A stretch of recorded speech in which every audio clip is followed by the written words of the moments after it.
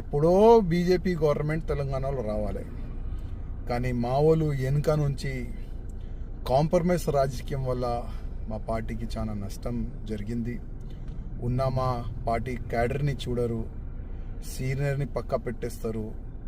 బయట నుంచి చాలామంది ఒక విశ్వాసం పెట్టుకొని భారతీయ జనతా పార్టీలో వచ్చిన తర్వాత వాళ్ళకి అస్సలు మర్యాద లేక ఉంటుంది. అందుకోసం ఇప్పుడు జనాలు ఏంటంటే ఫస్ట్ 2 సార్లు బీఆర్ఎస్ రాజ్యం చూసినాము, అప్పుల రాజ్యం అయిపోయింది.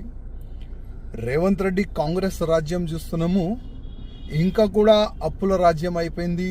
అసలు ల్యాండ్ రేట్ కానీ జీరో డెవలప్మెంట్, అన్ని విధాలుగా ప్రజలు రైతులు అందరు కూడా చాలా ఇబ్బందిలో పడిపోయినారు. నెక్స్ట్ ఏ పార్టీకి ఓటేసి గెలిపిద్దాం, ఎవరిని మనం ముఖ్యమంత్రి చేద్దామని ప్రజల్లో కొద్దిగా నడుస్తుంది.